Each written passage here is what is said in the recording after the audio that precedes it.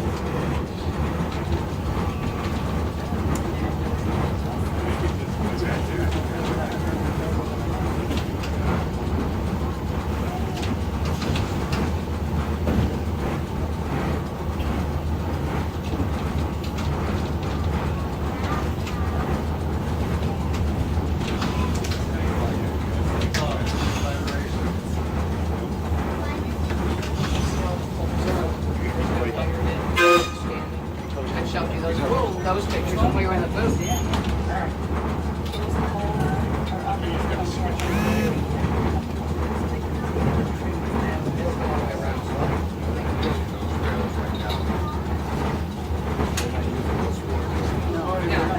Well, she came out that way. She came out of the barn like that, but they pulled her out. Well, welcome aboard. I'm the conductor. My name is Dane. Mark is one of the motormen, and Chuck is the knower of everything, and he's the motorman for today. So I would like you to do something. I'd like everybody to pretend. I think anybody over about 7 can't pretend, but let's pretend it's 1918, 100 years ago, okay? And we're off to go to a picnic in Chippewa Lake.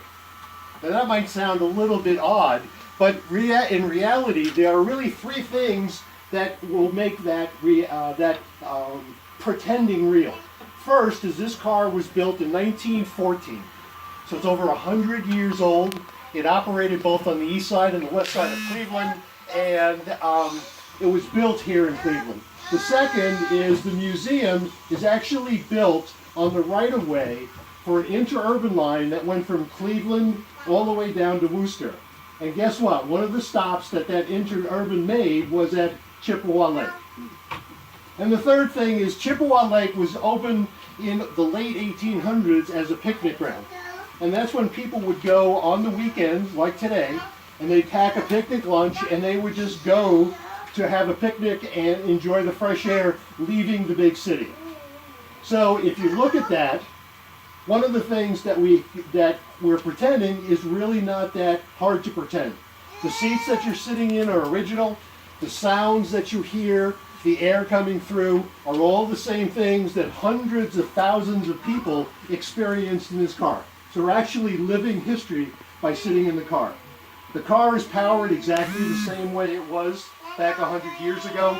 And the way it runs is that the reason you can hear me is the motorman turned off the air compressor, which is really what operates the air brakes and allows us to engage the motors to move ahead. The pressure up to 70 pounds per square inch before we can go. Now we're going to be backing up. Normally, streetcars would actually turn around, okay? Or they go to a Y and they come back. We don't have that capability, so we're going to back up to the end and then come back down again.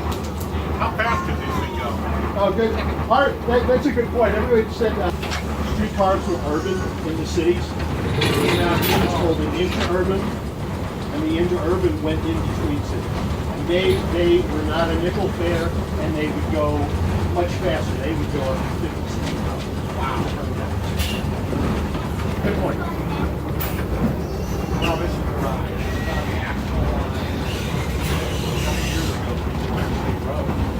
Exactly, right in that same city. Little girls, their parents, Chippewa. That's what they did. They put on the track and on the wire. Just this 150 mile, and then we're going to actually go out all the way down to the hills over there and send it by the end of this I read somewhere you have about 2 miles of track. Right, 2,000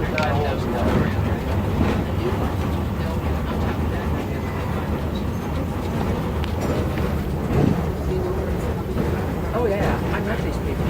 Wait a minute, a question. Why can't a motorman Why can't a motorman be electric? Why can't the motorman be electric? Because he's not a conductor. We just passed the station.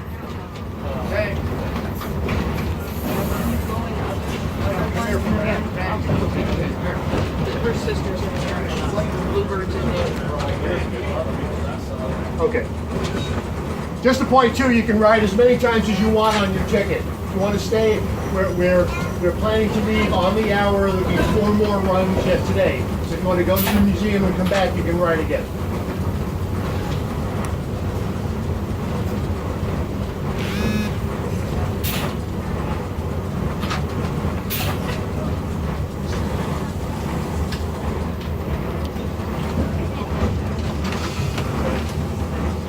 Forget your picnic basket. Watch your step. Watch your step. Watch your step coming down. Then we can ride again? Yeah. We're going to be.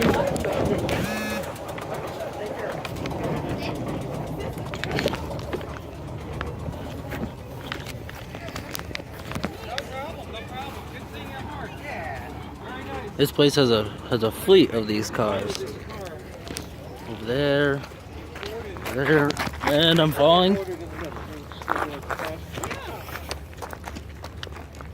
And a set of conjoined cars, if you guys can see that.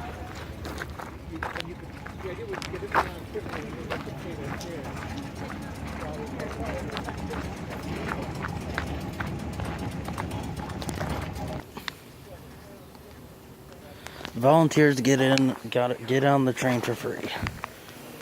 There's also this one in the shop that looks almost exactly like number 12.